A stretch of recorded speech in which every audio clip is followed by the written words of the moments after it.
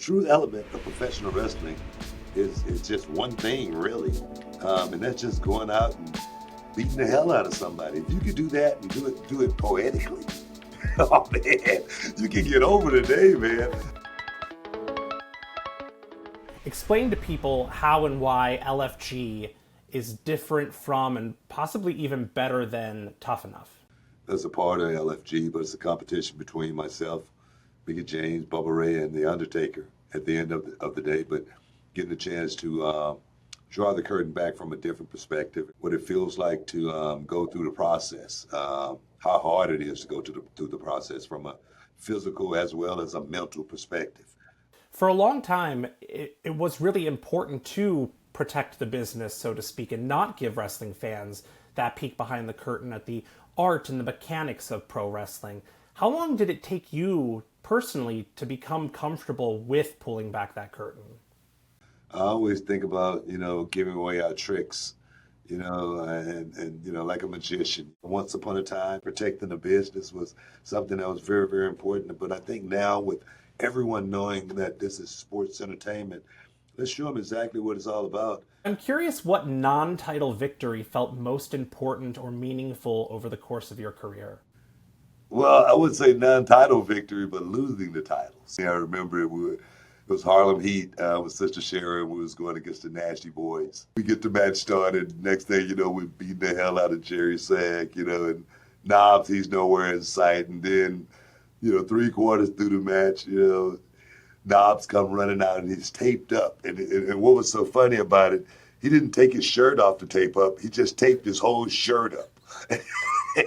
And I see him come hobbling to the ring, and I'm laughing so hard, right? I'm trying not to let the fans see how hard I'm laughing. It was just so funny, man, and for me, that's what wrestling is. It's about going out and trying to have some fun, trying to have a good time, trying to get this thing some really, really good feel.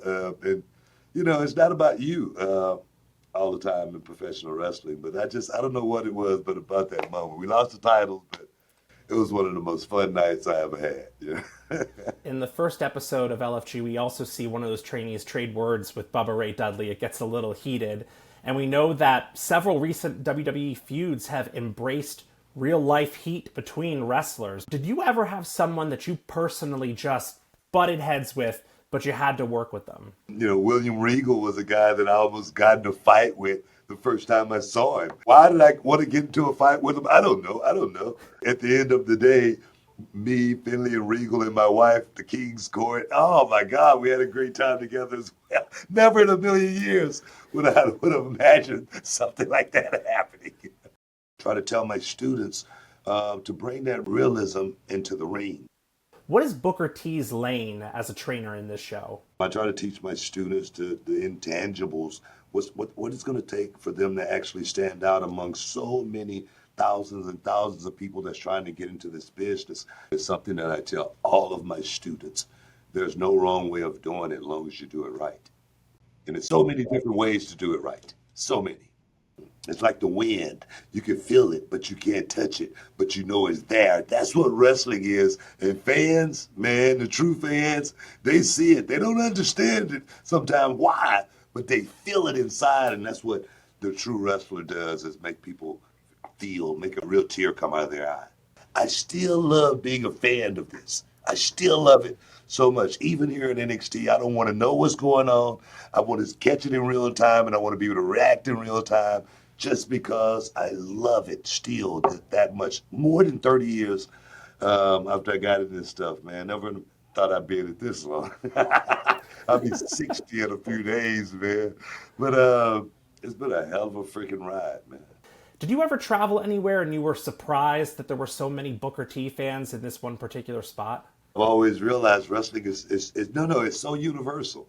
When I first got into the wrestling business, in the Global Wrestling Federation, I was on ESPN, and but I was still working a 6-day-a-week job at the same time. And I went to Japan, and people was like, I was a star there. I went to the Virgin Islands, and everyone knew who I was, and I was like, wow, I think I'm about to have to quit my job. So no, it's always been one of those things to where wrestling has, touched people, and from all aspects of life. I think about Bad Bunny writing a song about me, and when he was a kid, he didn't even speak English, but he made a connection with Booker T. Le molesta mi premio de compositor, pero es que ya nadie compone ninguna. Esta gente escribe en sus canciones, o no se emocionen. And a lot of these young guys these days feel like we're just relics, and we really, made it to the top, by osmosis, maybe by accident.